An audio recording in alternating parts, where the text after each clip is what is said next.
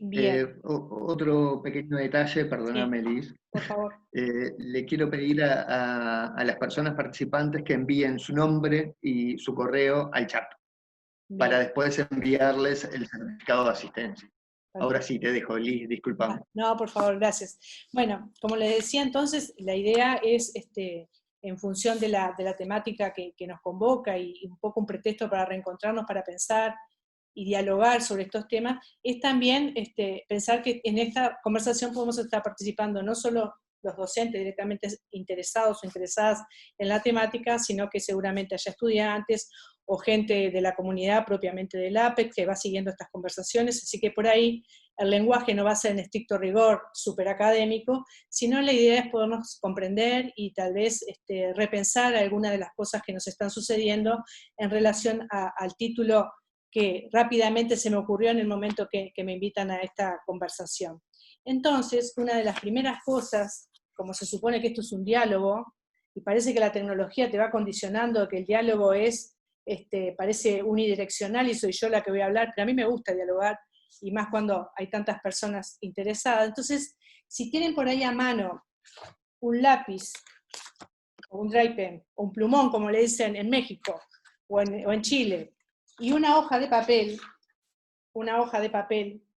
¿sí? Si tienen por ahí, les voy a pedir que escriban qué sienten en una palabra con una cuarentena que no es de 40 días, en una cuarentena que no es de 40 días y en una emergencia, digamos, que virtualiza la vida. En una cuarentena que no es de 40 días y en una emergencia que virtualiza la vida. Una palabra de lo que sentimos y la mostramos en la pantalla. Va a ser la primera oportunidad que vamos a tener de ver en el momento una sala con todo lo que ella siente a la vez. Cuando estén prontos me avisan y les voy a pedir que se tomen un minuto para revisar cada una de las palabras que nos muestran.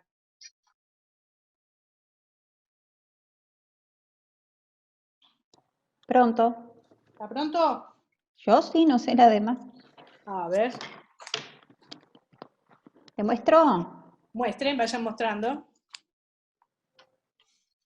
Interrogantes, frustración, incertidumbre. Silvana, a veces cuando es muy clarita no se lee. Ansiedad, cambio, extrañeza, Compasión.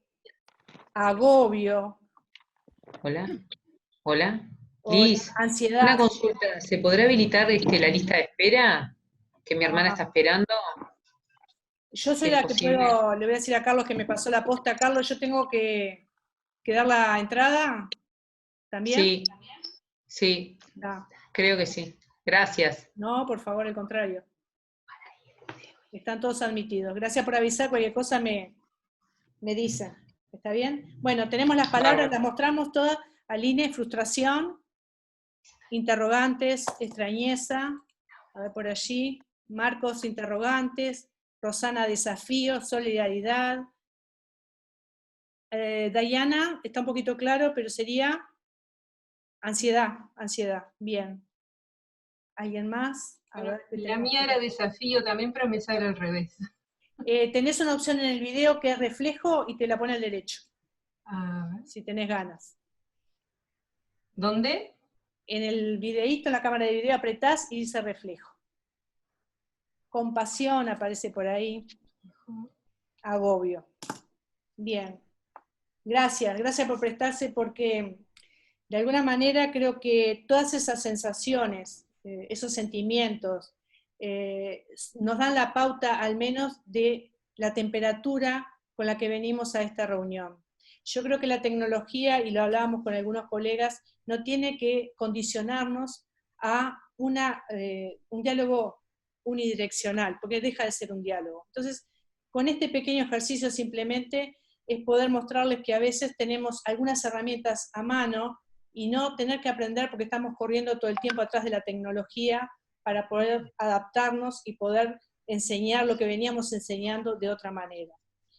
Entonces, cuando me propusieron esta charla y yo pensaba en el título, hay algo que atraviesa todo y tiene que ver con algo que les voy a mostrar, que a mí me gusta mucho, que con algunos de mis estudiantes, incluso de que han venido del extranjero, se los he mostrado, que algunos, los uruguayos los vamos a reconocer fácilmente y algunos extranjeros tal vez que también, que es la pintura que hizo Torres García, que es un pintor uruguayo, donde dice que el norte es el sur. Él dice que por ahora lo único que podemos hacer es dar vuelta al mapa, porque todo apuntaría al sur. Todo apuntaría al sur. Esta metáfora es de alguna manera lo que va a condicionar toda esta conversación, breve conversación de medio minuto. ¿Qué queremos decir con que el sur es el norte? O hay muchos nortes posibles. Lo voy a dejar por ahí para empezar a conversar un poco sobre el título. El tema de pensar la docencia y los procesos grupales en tiempo de virtualización y crisis social tiene que hacernos repensar de alguna manera la educación en sentido amplio. Carlos recién hablaba del APES como un programa de la Universidad de la República, y yo creo que en ese sentido, si hay algo que venimos aprendiendo de esta coyuntura, de esta crisis, y no me van a sentir nombrar más que en esta oportunidad el tema del virus, porque van a haber muchos virus, y van a haber muchas crisis mundiales. El tema es que ahora estamos atravesando otro tipo de crisis, y en una transición distinta. Entonces a mí me parece que pensar las cosas que venimos aprendiendo, si es que podemos aprender, y es muy difícil pensar la crisis, implica con que la educación pública es un valor sustancial a la hora de enfrentar una crisis de estas características, en el sentido que a nivel global, la posibilidad de cada uno de pensar críticamente la información que nos llega y tomar las mejores decisiones, tiene que ver con una educación, con un país que apuesta a la educación pública. También vimos que la salud pública es sustancial. Entonces vimos cómo diferentes gobiernos han tomado diferentes resoluciones frente a esta coyuntura. En nuestro país en particular debemos ser uno de los pocos países del mundo que tenemos el privilegio de tener accesibilidad desde el preescolar hasta la Universidad de la República. Y es algo que hay que seguir peleando para seguir cuidando y profundizando, más allá de las políticas neoliberales que en su arremetida tratan de revertir la relevancia que tiene la educación, lo público de la educación pública. En ese sentido, una de las respuestas más importantes ha sido por parte de los profesionales egresados de la UDELAR, sobre todo no solo en el campo de la biología, o sino en el campo también de la salud pública, sino en todas las respuestas que se han dado en esta coyuntura, tiene que ver de alguna manera con esa universidad pública que ha dado tantos buenos resultados, no solo en nuestro país, sino también a otro nivel. Yo creo que cuando hablamos de la escuela uruguaya también estamos hablando de un valor que nosotros rescatamos permanentemente. Y lo quiero compartir, y lo quiero reivindicar porque es algo que a veces uno da por sentado, y sin embargo son batallas que diariamente tenemos que estar dando. Entonces, como les decía, si hay algo que quedó claro en esta situación, es la importancia de invertir en la investigación, ¿sí? En la investigación científica, en lo tecnológico, en la salud pública, pero como les decía, fundamentalmente en la educación pública, que para mí es la columna vertebral, de la democracia, ¿sí? Entonces, vamos al título, que me costó, porque cuando lo dije me salió rápidamente, me metí en un baile interesante, porque es bastante amplio. Docencia y procesos grupales en tiempos de virtualización y crisis psicosocial. ¿Por qué crisis psicosocial? Porque de alguna manera tiene que ver con que la crisis es también en su etimología, o sea, en lo que significa originariamente esa palabra, un momento de decisión, un momento de oportunidad, un momento, desde China, por ejemplo, tienen dos signos, aquellos que saben algo de China, yo sé poquito, pero tiene que ver con dos acepciones o dos significados para la misma palabra crisis, que significa riesgo y oportunidad. Riesgo y oportunidad. O sea, de alguna manera esta crisis global, esta crisis mundial, lo que hace es ponernos en el lugar de tener que tomar decisiones y de reaprender. Yo creo que el tema acá es no aprender, sino reaprender cosas que veníamos naturalizando y que para nosotros eran normales, entre comillas. Entonces, la crisis, muchos podrán hacer referencia a la crisis del virus, ¿sí? Pero en realidad lo que estamos viendo ahora es la crisis del sistema financiero global, que es lo que está escondiendo esta pandemia en general. O sea, lo que estaba ya ocurriendo antes de esta pandemia es una crisis del sistema financiero global y también del sistema extractivista y especulativo, que tenían que hacer un reseteo de alguna manera para poder otra vez equilibrar las balanzas y las bolsas a nivel mundial. Ustedes, como ven, yo voy desde lo macro a lo micro, y si voy muy rápido me detienen y me preguntan, pero tiene que ver con esta posibilidad de que no vamos a tener de inmediato todas las respuestas. Y cuando estamos en la ola, digamos, es muy difícil pensar en estos distintos niveles de complejidad que estamos viviendo. Entonces, esta pandemia, que cada gobierno la está utilizando y la está abordando de diferentes maneras, tiene un componente que ya viene de antes y que tiene que ver con los dispositivos del miedo. Estos dispositivos del miedo son los que nosotros, incluso de la docencia, tenemos que como revisar y no reproducir automáticamente. Incluso hasta con el lenguaje. Hoy Carlos decía, me gusta hablar más de distanciamiento físico y no distanciamiento social, con lo que estoy absolutamente de acuerdo, pero también hablamos, por ejemplo, de nueva normalidad. ¿Qué es la nueva normalidad? ¿Cuál es esa normalidad a la que queremos volver si veníamos de una normalidad donde teníamos de repente 45 chicos hacinados en una sala, o como yo tengo clases de 200 estudiantes en un salón donde tal vez entren 150? Entonces, ¿cuál es la normalidad a la que estábamos habituados o habituadas? Entonces me parece que es una, como lo dice la etimología, una oportunidad para reaprender.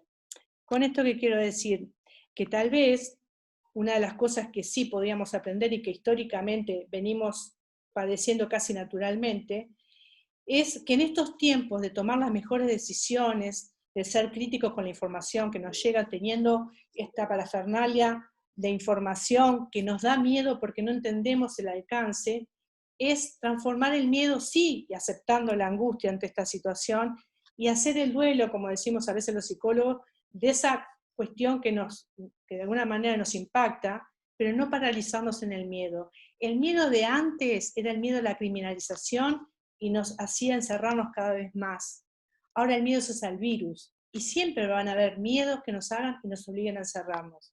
El tema está cómo nosotros humanamente podemos, desde el lugar que nos toca estar, minimizar esos miedos, entender que podemos angustiarnos, que podemos tener incertidumbre, que podemos sentir este agobio, pero después del sacudón, uno con la trayectoria y cuando pensamos la docencia, pone a jugar esas herramientas y devuelve a la tarea lo que es lo esencial. En mi caso en particular, pienso que lo esencial en estos momentos, cuando estamos dando clases, es recuperar lo colectivo, los procesos grupales entre los chiquilines, la alegría de estar en una clase, porque convengamos que ellos no nos están extrañando necesariamente a los profesores, con 3 horas dictando un curso, o en la escuela, horas haciendo ejercicios.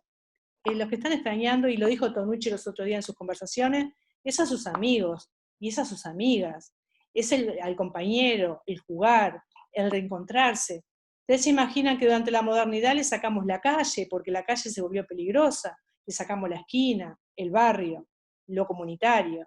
Entonces los teníamos frente a pantallas todo el tiempo, ya sea porque los padres no teníamos trabajo y estábamos buscando, o porque tenemos multiempleo, pero ahora la pantalla está todo virtualizado. Los amigos, las tareas, la casa, las compras, las deudas. Entonces creo que es un momento para poder reflexionar también de que hay un dispositivo que está ahí a la puerta, esperando siempre, y tiene que ver con el endeudamiento, que es una de las formas de control social más importante y de las cuales a veces nos es difícil salir.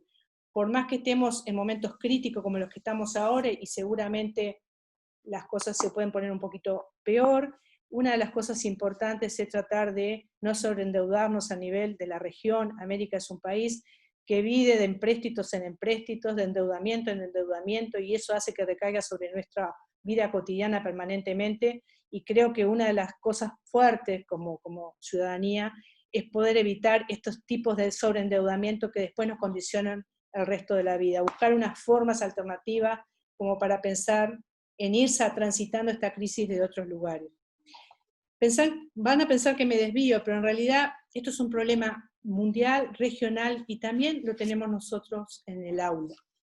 Y digo todo esto porque, como dice Frugoni, que es un político uruguayo, no hay mayor dictadura que la de la miseria. Ella lleva en sí el origen de todos los renunciamientos y el germen de todas las sumisiones. Entonces, yo creo que estamos en el momento más oportuno para que una vez que aceptemos la angustia de este cambio radical que estamos viviendo, y estemos dando clases, y podamos pensar que tenemos la oportunidad por primera vez de estar en la casa de nuestros estudiantes, de estar con sus familias, los tenemos ahí. ¿Cómo hacemos para que ellos sientan que pertenecen a un grupo? Hemos tenido en Uruguay que arranca la crisis, o la crisis sanitaria, justo en marzo, que cuando comenzaron las clases, y tenemos una cantidad de chicos que ni siquiera llegaron a vivir la experiencia de estar en el liceo por primera vez, o llegar a la universidad, y tal vez pase en otros países, pero nosotros tenemos el gran problema de la deserción entre los cambios de ciclo, o sea, es cuando perdemos la gran cantidad de estudiantes y de muchachos. Si nosotros estamos pensando que van a salvar y que van a aprender el programa, creo que vamos mal. Capaz que van a reaprender a disfrutar de una clase, no se van a aprender las 30 páginas, los 300 libros, o con los 20 ejercicios que les damos a probar y aprobar el año y aprender. Y eso también nos hace repensar qué es aprender y qué es enseñar. Y creo que, en lo personal, mi preocupación es que aprendan a pensar. ¿Y cómo enseñamos a pensar? ¿Cómo enseñamos a discutir? ¿Cómo enseñamos un trabajo colectivo donde haya conflictos, pero que ellos puedan tener la calidad humana de un adulto que acompañe sin que resuelva por ellos para que logren mayores niveles de autonomía? ¿Cómo se hace? Con esta tecnología que parece que en un plano todos somos iguales y hasta podemos apagar la cámara y si nos aburrimos no escuchamos. ¿Cómo hacemos que ellos se sientan parte de un grupo? Muchos de ustedes ya tienen la respuesta.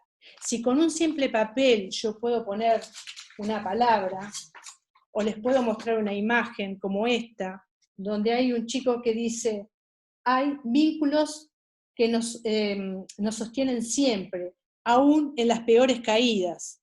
O sea, no podemos evitar que nuestros chicos más jóvenes se caigan, pero qué bueno que esté un adulto ahí para sostener, o que hayamos generado vínculos para que la caída no sea tan dolorosa. Porque los cambios son acelerados y desde la docencia lo que estamos haciendo es entretejiendo vínculos para poder sostener esas caídas que son inevitables. ¿Qué nos pasa a los adultos? Que entre el miedo y la incertidumbre y el agobio estamos perdiendo esta cuestión de lo intergeneracional y hoy tenemos que recomponernos porque tal vez lo que no podemos y estamos exigiendo son las certezas. No hay certezas. La ciencia no tiene certeza. Tiene respuestas provisorias. Tiene alguna respuesta por ahora, pero que son tan cuestionables, y cada contexto histórico genera sus propias interrogantes y sus propios desafíos, y vaya si los tendremos de aquí en más. Entonces tal vez el cambio es pasar de las certezas a la confianza. Capaz que la palabra es confiar en nosotros mismos un poco más, y poder darles a ellos, a los niños, a las niñas, a los adolescentes, a los jóvenes, confianza en sus propios recursos, en las redes que los sostienen, en la capacidad de ellos de tejer sus propias redes, y eso se enseña también. Eso se enseña. Si hemos enseñado a competir entre ellos para que llegue el mejor, no queremos más ganadores y perdedores en esta historia, porque con esta crisis hay algunos ganadores y millones de perdedores. Y no es como queremos ver a la humanidad, y mucho menos a nuestros estudiantes. Queremos que aprendan a que si todos llegan, eso es una fortaleza para poder seguir caminando como humanidad. Entonces me parece que si la tecnología nos da este plano y con un simple papel pudimos decir cómo nos sentíamos, y ya cada uno más o menos compartió esta posibilidad. Por ahí se nos ocurre de repente invitar a un artista, que uno de los propios estudiantes más avanzados pueda venir a la clase virtual y ayudar a un compañero que está más atrasado en sus tareas, o estudiantes más avanzados en la universidad, ser de alguna manera acompañantes en tareas de chicos en la escuela. O se me ocurre, en la escuela, cuando estamos reunidos, que los padres están agobiados, que muchos no han podido terminar sus estudios, qué buena oportunidad para decirles que nos acompañen y poder ayudar a esas madres que están atendiendo a esos chicos y trabajar con la dupla, por ejemplo. O sea, se abren muchas posibilidades. El tema es que nosotros estamos tan desesperadas y desesperados corriendo tras la tecnología. Aprendimos a apretar 4 teclas, ya nos inventaron 20 y ya tenemos que inventar otras plataformas y nos cambiaron. Y todo va mucho más rápido que lo que nosotros podemos aprender. Pero hay algo que el docente solo puede hacer, y es ayudar a pensar, a tener desarrollo crítico, a tener capacidad de discernir, de jerarquizar. Eso no se puede hacer en una computadora. Por ahora, Google no ha encontrado la forma de, digamos, hacer un parámetro de los afectos ni de la opinión crítica. No es algo de lo que a él le interese por ahora, aunque lo debe estar intentando. Entonces, cuidar la información, cuidar los datos de nuestros estudiantes, introducir lo lúdico para que ellos puedan jugar entre ellos en algún momento de la clase, volver a reconectar sus afectos para poder sostenerse entre ellos, hoy en esta situación o mañana en la situación eventual que les toque vivir. Me parece que de ese lado nosotros tenemos como todavía bastante camino por delante. Entonces,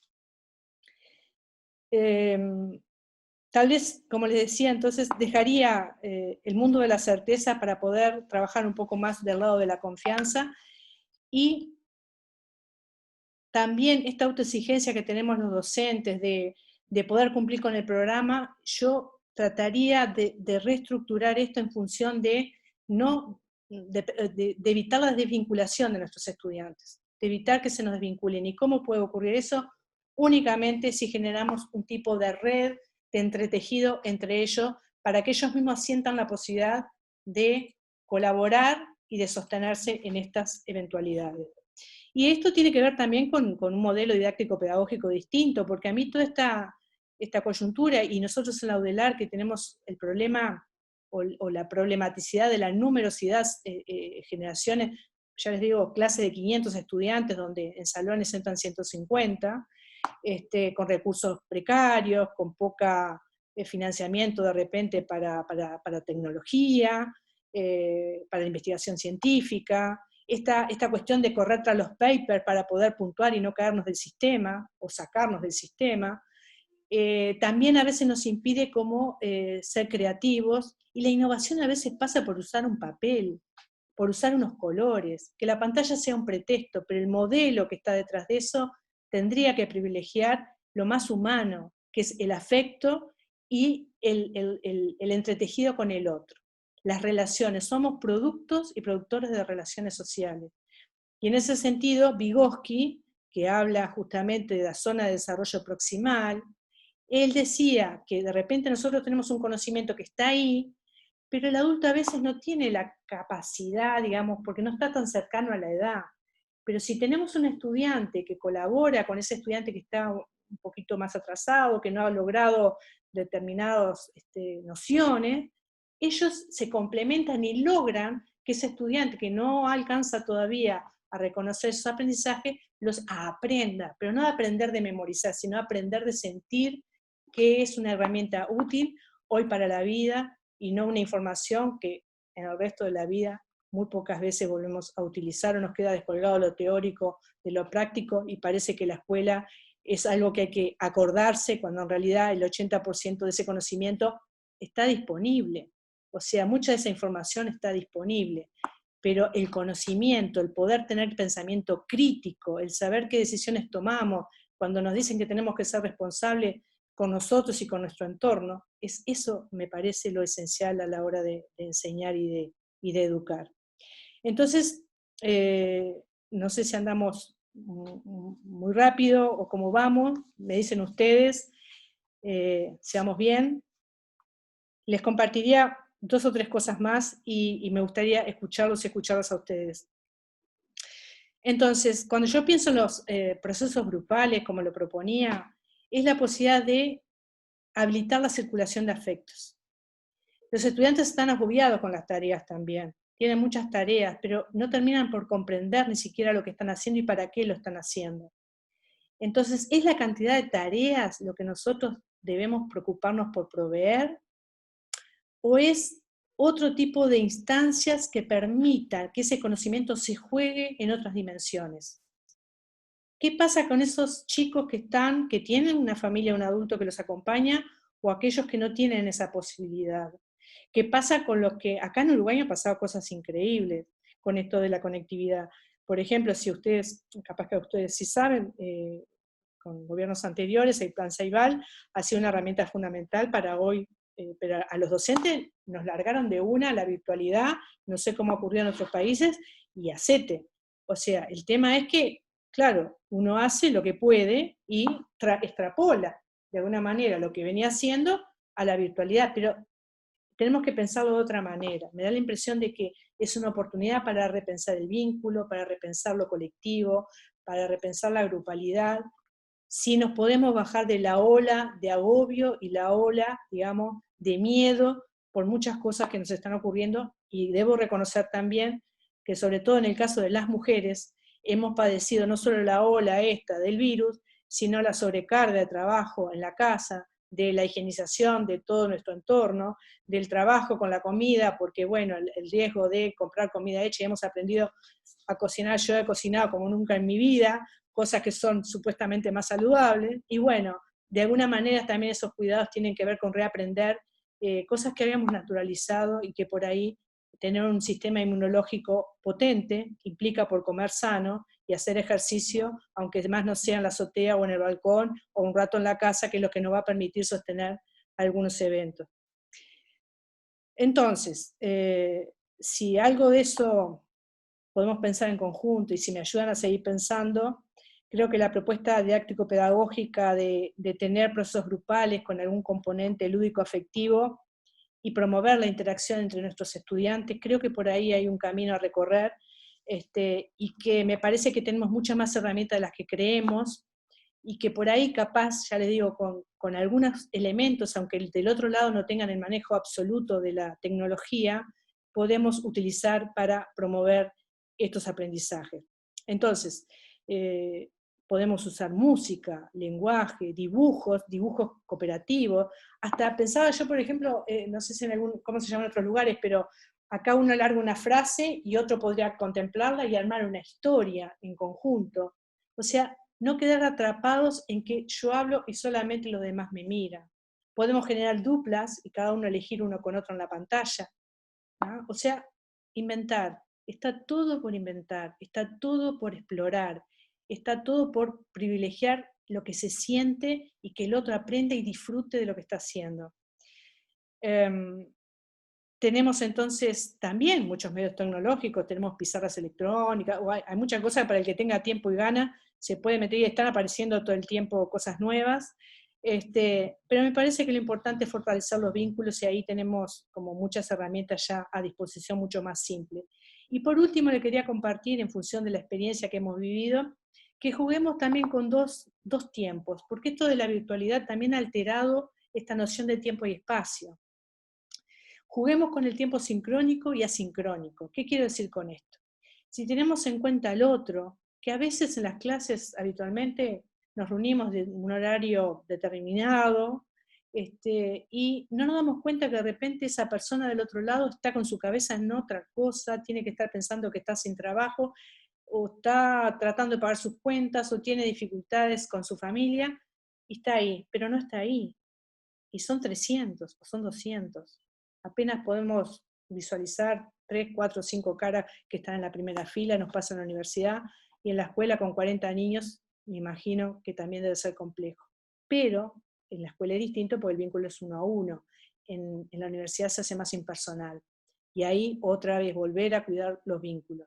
Entonces me parece que el tiempo sincrónico y asincrónico podría ser una solución. Por ejemplo, si vamos a dar una clase, podemos grabarla en más de un formato para que puedan leer y puedan escuchar, o puedan ver y puedan leer, cosa de que en algún momento del día lo puedan escuchar con sus tiempos, en su momento, porque a veces es una computadora para papá y mamá que trabajan, si es que hay papá y mamá, o que están los 3 hermanos con una sola computadora haciendo 30 tareas que le mandan todos los docentes, y tenemos poca conectividad. Acá hay vecinos que le han prestado conectividad a estudiantes en zonas más precarias, o incluso sin tener conectividad hay profesores que recorren no sé cuántos kilómetros para ir a buscar libros, fotocopiarlos y pasarse a los chiquilines, o pasar una fotocopia en un papel. En los sectores rurales hay cosas insólitas que han ocurrido.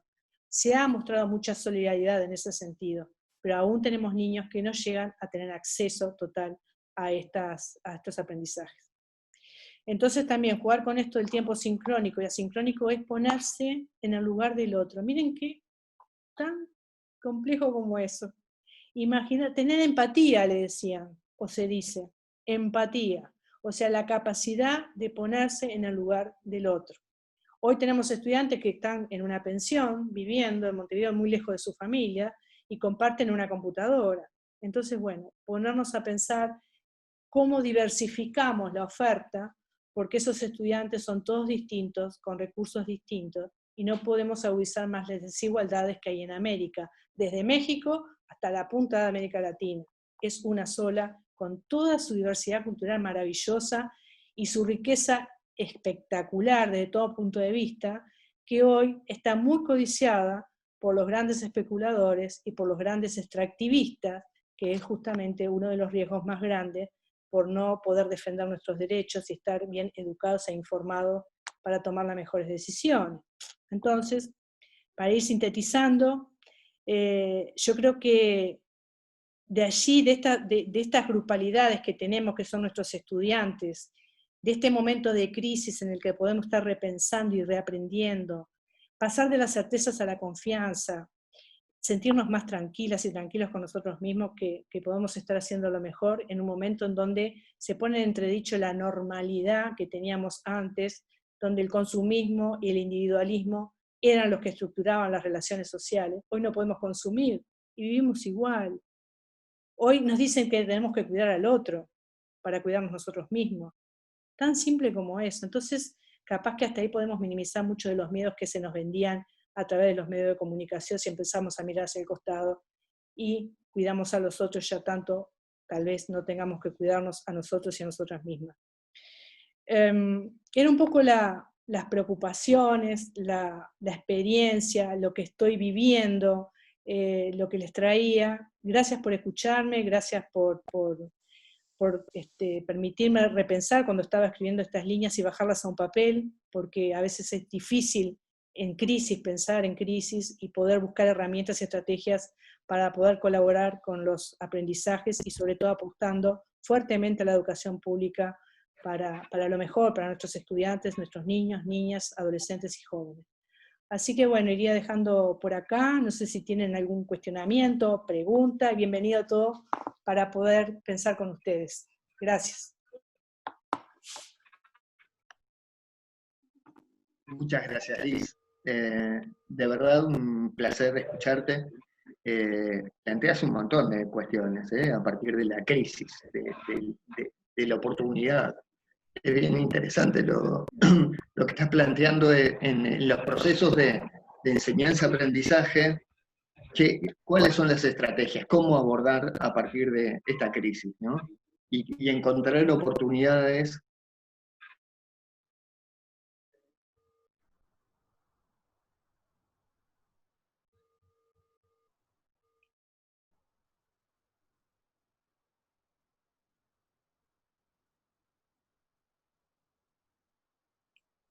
Se corta un poquito porque Carlos tiene un problema de transmisión, pero si alguien quiere comentar algo... Sí, Carlos, te escuchamos. No, que acabo de volver y es probable que de vuelta se me desconecte. Pero nada, decía que es bien interesante plantearlo como una oportunidad, ¿no? Y tenemos que ser como muy sensibles para identificar cuáles son esas oportunidades que nos plantea la crisis. A la vez, me parece bien interesante lo que vos decís de lo lúdico, de lo creativo y de la creatividad.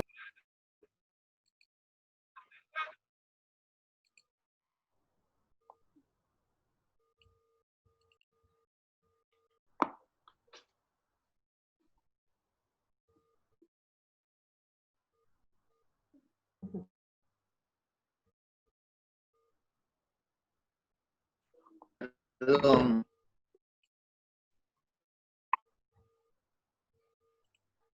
Como mi conexión no es de las mejores en el día de hoy, creo que nada, que quería dejar ese comentario y agradecerte y decirte que nada, que es un placer escucharte siempre. De repente nos podemos organizar en cómo preguntar y se podría ir levantando la mano para poder plantearle una pregunta a Liz. No vamos a hacer más de 2 o 3 preguntas por una cuestión de tiempos y no abusar nada, del tiempo de Liz, ¿no?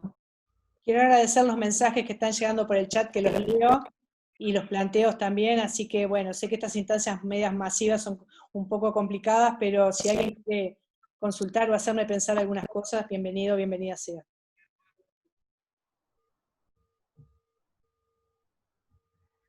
Alejandra. Hola. Hola, ¿cómo te va? Me encantó. ¿Se escucha? Sí, ahora sí te escuchamos. Ahí va. Me encantó lo que hablaste, la verdad que muy clara. Como una compañera puso ahí los conceptos muy, muy claros. Y me quedé pensando en algo que dijiste al principio de volver a qué es lo que queremos volver, ¿no? Y yo había puesto por ahí en el chat de que me parece que nosotros los docentes, creo que y los niños, como que acostumbrados ya, a lo que queremos volver es a esa instancia de estar el uno al lado del otro. Creo que los lazos, los vínculos, me parece que en este caso son los que priorizan, ¿no? ¿Querés volver a tener 30, 35 más niños en una clase para trabajar incómoda? No. ¿Querés volver a estar a lo presencial, a ese contacto que capaz que la máquina no te lo da, porque un soporte tecnológico en realidad te da algunas posibilidades de contacto, pero los vínculos, el estar frente a frente, ese abrazo, ese cariño que se genera en una clase con niños, estoy hablando de ser maestra, es difícil a veces no sé, de igualar por otro lado. Creo que es a eso lo que siempre dice queremos volver. Me parece que va por ese lado. Y sí, oportunidades sí, obviamente. Esto del chat, en las conferencias, el trabajar de otra manera, te brinda otras oportunidades que, bueno, hay que ir tomándolas también, pero es brava la situación para ver cómo cortás lo otro o cómo conjugás las dos cosas, porque capaz que no es dejar una cosa y tomar la otra, ¿no? Digo, pensando en voz alta. Totalmente de acuerdo, Alejandra, pensando en voz alta esta cuestión de conjugar, pero no ponernos en función de la tecnología, sino que si queremos justamente que esa afectividad circule, porque no hay nada para el chiquillo, hacerlo reír o hacerlo sonreír en una clase, a nosotros nos satisface, porque acá nosotros estamos poniendo el cuerpo también, y estamos poniendo el afecto en esa relación, aunque estemos en una pantalla, sentimos cosas porque nos pasan cosas, y cuando sentimos que el niño o el joven está transmitiendo ese adulto que le da confianza en lo que va haciendo, que no le está marcando el error, que lo está habilitando a hablar, lo está habilitando a criticar, lo está hablando a plantear sus propias problemáticas, que parece tan natural, pero que no lo es. Porque en las clases hoy, nos decían los chicos del liceo en una reunión que tuvimos hace poco, yo trabajo también secundaria y unos colegas que están por allí, que no plantean al profesor las inquietudes, que les mandan muchas cosas, las hacen, pero que hay cosas que no entienden, pero no le plantean. Esta cuestión de habilitar también, ¿no? Tienen derechos, pero ¿cómo los ejercen? ¿Cómo los ejercen? Sí, muchas veces creo que hasta a los docentes nos cuesta, ¿no? Porque esto es nuevo, es una forma de trabajo nueva y como vos decís, a veces que exigen tanto, es lineal la exigencia, ¿no? a veces te exigen tanto de arriba que vos no sabés cómo hacer para mediar o para bajarlo a tierra, y bueno, a veces pasan esas cosas, pero yo qué sé, es lineal en realidad. Sí, pero podemos hacerlo circular. Sí, Podemos hacerlo sí, circular. sí, yo lo intento, yo te pongo lo mejor de mí, lo intento. Por ahora no se han quejado ninguno, vamos a ver. Eso es bueno. No sé, perdón si había alguien más. Muchas No, gracias. no, por favor, gracias a Sí, ti. Sí, sí, hay una compañera, Betiana Betiana. Cuadra, que está levantando la mano. A ver si la veo. Betiana, Sí, Betiana, a ver si te tengo. Acá, Betiana Cuadra. acá estoy. Dale. Ahí está Betiana. Primero que nada, voy a bajar la mano. No sé cómo hacerlo, creo que el anfitrión lo tiene que hacer, Creo que porque si por no sobre la lámina lo marcás. voy a quedar así por el resto de la charla. Bueno, ya está, ya trabajé. Ya está, bien, bien de bien. Primero, gracias, yo era la del agobio. primero, gracias, esta especie de terapia docente está buenísima. Y mi consulta era por nivel de educación media. Soy docente en UDELAR y en educación media, y ya hace tiempo que con mis compañeros, algunos presentes acá, Daniel Olivares, tengo hasta a estudiantes presentes en esta charla, así que un lujo. Nos pasa en UDELAR que tenemos casi un 100% de asistencias a las clases, porque entendemos que las redes que los chicos tienen, las redes familiares, son diferentes, y en el caso de educación media, no sé si tengo algún compañero del Polo Tecnológico Educativo del Cerro acá, nos pasa que hemos tenido una deserción enorme, enorme. O sea, estamos trabajando con menos de, en mi caso, estoy trabajando en la clase con menos de un tercio del estudiantado, ¿no? Por supuesto, el polo, desde la directiva, desde todos los compañeros docentes, están haciendo lo imposible, digo, trabajando por muchas plataformas, digitales y no digitales, hasta se llegó a mandar fotocopias para que los chicos vayan a buscar. O sea, los medios han sido diferentes, muchos, múltiples, y se llega a poca gente. Y también me pasa en el otro centro donde trabajo, de educación media. Entonces, la pregunta sería como más bien para todos, o como para reflexionar nosotros también. ¿Qué pasa con estos estudiantes a los que no se pudo llegar?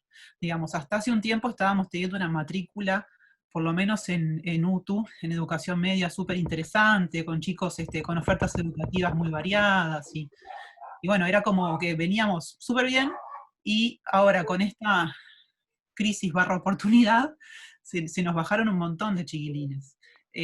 Más allá de preguntarnos qué hacemos el día después, que eso ya a esta altura, no sé, no me preocupa tanto, sino que me preocupa que se desvinculen permanentemente estos chicos. Y es un tema que me parece que no lo solucionamos ahora en 10 minutos ni locos, pero es como para reflexionar más allá de los docentes todos, porque estamos generando un agujero que, como decía una compañera en el chat, lo vamos a evaluar en años, dentro de algunos años. Entonces, nada, me queda esa preocupación, no hay como solución posible, y bueno, en realidad tiro la piedra y no la recibo. Bueno, Pero bueno. gracias Betiana, porque en realidad es una preocupación que comparto plenamente, y en esa línea estamos trabajando. En el CES tenemos el programa de participación, del cual me siento orgullosa de integrar, que hay algunos colegas por allí que pueden aportar algo más. Y una de las líneas de trabajo que tenemos justamente es con los primeros años, para evitar justamente la desvinculación. Yo no tengo las respuestas a todas tus preguntas. Lo que sí me parece que lo importante es que te estás ocupando, no solo preocupando, sino que te estás ocupando del problema. Eso ya es un gran punto. El tema es que no podemos hacer más de lo mismo, sino tenemos que pensar en otras estrategias. A mí me parece que la tecnología llega primero a hogares en donde con mayores carencias. Nosotros sabemos que la zona del Cerro y las zonas, digamos, periféricas de Montevideo, bueno, Montevideo está partido al medio, el este y el oeste, y la zona más empobrecida es la del oeste, y se va a empobrecer aún más todavía, y se van a expulsar más personas hacia las periferias, porque eso ocurrió en el 2002, y hoy de aquello algo aprendimos. Entonces, no solamente se van a tensionar más las relaciones intrafamiliares, ya vemos el aumento de la violencia doméstica y hemos visto lamentablemente algunas situaciones complejas con adolescentes. Entonces, lo que tenemos que inventar nuevas formas de acercarnos a esos chiquilines. Tal vez no sea con la tarea cotidiana, sino con emprendimientos que pueden ser trabajos interdisciplinarios, donde por medio de Ceibal, que está generando algunas estrategias, o con algún otro tipo de encuentro puntual, y por lo menos mantenerlos cerca en algún punto, en algún momento de la semana, con alguna actividad, porque no vamos a pretender que aprendan los programas este año. Es más, como país, vamos a hacernos cargo de la generación 2020 de aquí hasta que egresen. Porque si nosotros no nos convencemos que el año que viene vamos a tener que refortalecer o repensar los aprendizajes que no pudimos hacer este año, pero si aprendimos otras cosas que van a darle tranquilidad a ellos y a los adultos de que no perdieron el año, sino que reaprendieron desde otro lugar, vamos a transitar los años venideros de otra manera. Pero es para seguirlo pensando. No tengo todas las respuestas. Gracias. No sé si queda Aline. Hola, Aline. Hola, buenas tardes. Qué gusto, Liz, saludarte y poder saludar a todas las demás personas que se encuentran en este espacio. La verdad es que me ha parecido un diálogo bastante interesante, pero también muy complejo y además lleno de vacíos, ¿no? Encima, lleno de huecos, lleno precisamente de muchas dudas, de muchas inquietudes. Y algo que a mí me llama mucho la atención y que es algo en lo que he tenido oportunidad de compartir, sobre todo con algunos compañeros de trabajo. Yo trabajo en una universidad, no soy docente actualmente, yo trabajo en el área administrativa, trabajo en comunicación institucional y social, específicamente en televisión, en que generamos contenidos con algunos equipos de trabajo en prensa. Yo no estoy en prensa, pero el contacto que tenemos pues siempre es directo. Y entonces lo que me viene a la mente a partir de todo este diálogo que hemos estado recuperando en este momento, en esta charla, es la necesidad que tenemos también como integrantes de una comunidad, de una sociedad, de un entorno, porque no somos ajenos, no dejamos de ser ciudadanos, somos docentes, somos trabajadores de instituciones de educación pública o privada, pero no dejamos de pertenecer a un entorno, a una sociedad. Entonces, lo que me viene mucho a la mente es cómo reconfigurar precisamente, así como intentamos dimensionar nuevas formas para conducirnos con nuestros estudiantes o hacia nuestros estudiantes, creo que también tenemos que estar en una constante reflexión en la que tengamos que identificar cómo vamos a construir estas nuevas formas para acercarnos a nuestros compañeros docentes, a las y a los compañeros que son investigadores, a los padres de familia, que son un elemento primordial en el desarrollo de las y los chicos que forman parte de los espacios en los que nosotros trabajamos, e incluso cómo vamos a generar este contacto.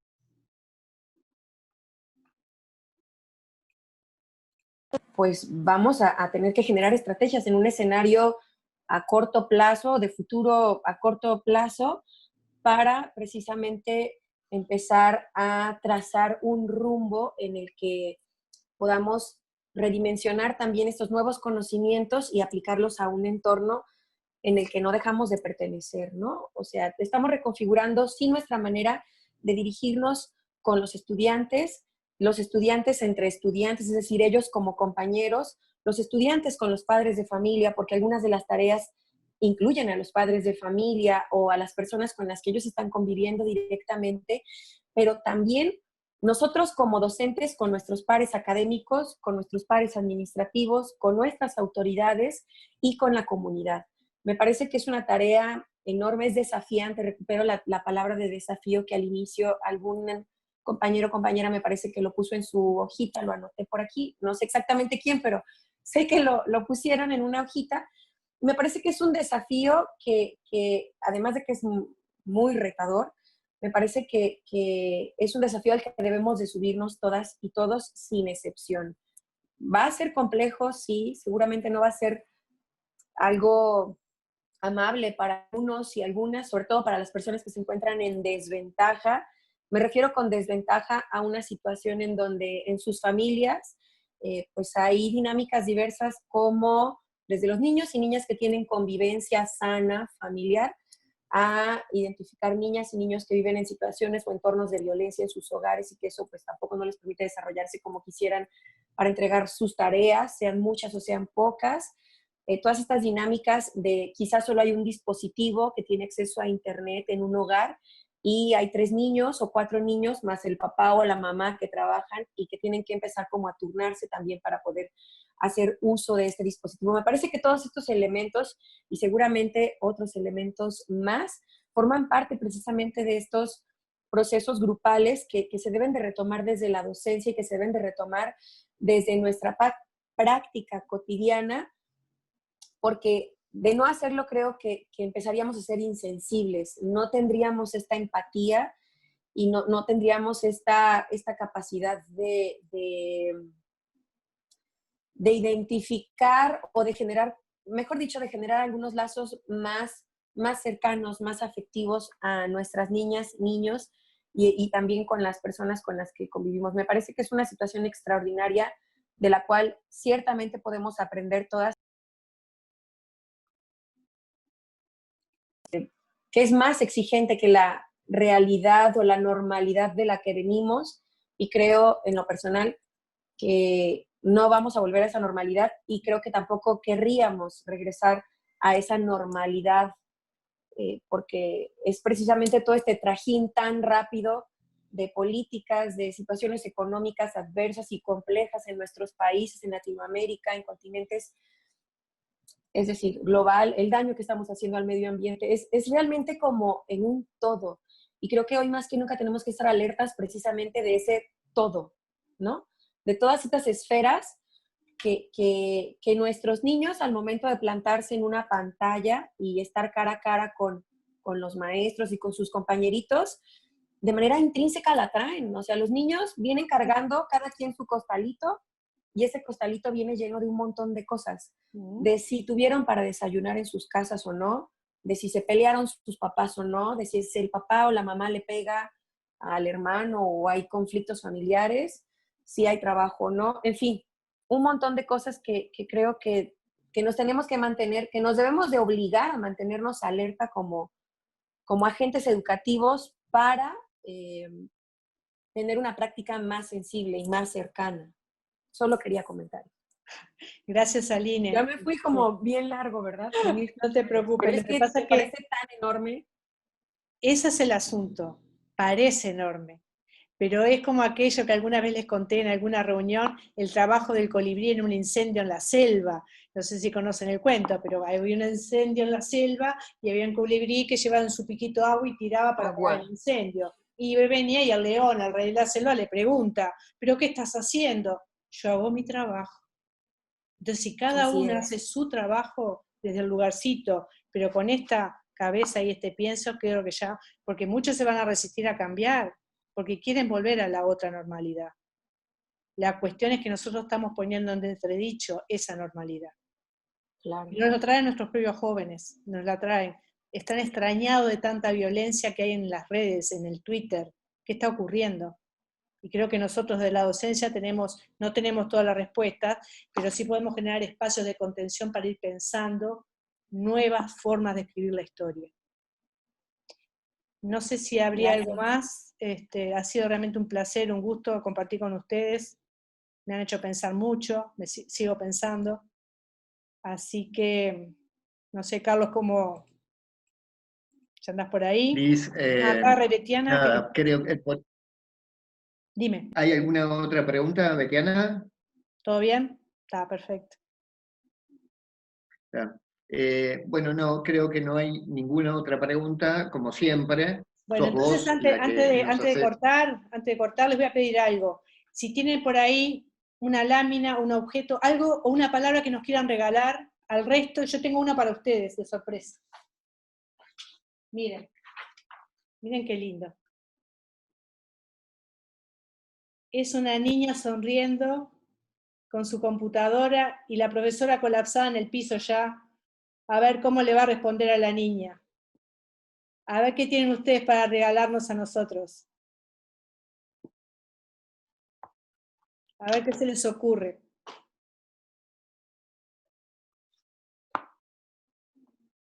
Ay, qué linda la guitarra, me muero. ¿Para qué te voy a poner sonido? Ahora. Habilita Raquel, tu sonido. Ahora sí. ¿Ahí me escuchan? Sí, dale. La música siempre esté. Qué Eso para mí es lindo. fundamental. El arte. A través del arte va todo. Que sea el Totalmente. vehículo. Allá Miriam nos muestra una foto de una fachada. Hay una muñeca, muñequito. Qué lindo. A ver. Colores, una flor. Gracias. Hay un perro, muero con los perros. Tengo dos que están durmiendo al lado mío. Un libro. Yo les regalo la niña interior para no olvidarnos de jugar. Qué lindo, me encantó. Muchas gracias, gente. Muchas gracias por ser tan generosos con lo que sienten, con lo que piensan. Y gracias por los regalos. Gracias. Gracias. Liz, no sé si ahora me están escuchando o perdí el audio también. ¿Se escucha? Sí, yo te escucho bien. Ah, genial. Bueno, nada, Liz, muchas gracias nuevamente. Un placer escucharte como siempre, disparando como un montón de ideas y preguntas hacia la platea. Con esos Les invito a todos, a todas, al próximo encuentro, que es el miércoles, en la misma sala. No ha podido mantenerse, no ha tenido un trabajo, no ha estudiado. Hay alguien que tiene un micrófono abierto, que se escucha en la radio. Sí, no se escucha nada. Está bueno ir viendo que hay cosas que en algún punto van a empezar a caer esa idealización, porque hay muchas cosas que hay que conversarlas, que vos necesitas.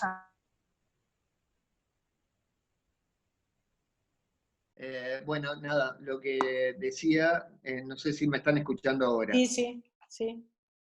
Que usaba la invitación para el miércoles, para el lunes de la semana que viene. Vamos a difundir en la página web, en apex.edu.uy, cuáles son los nuevos encuentros, lunes y miércoles de la semana que viene, a las 2 de la tarde. Y a vos, Liz, agradecerte profundamente nuevamente por tu participación y la mejor de las energías, como siempre. Gracias a vos, Carlos. Gracias a vos. Por favor, Liz. Nos vemos. Buena suerte. Que pasen lindo. Chao.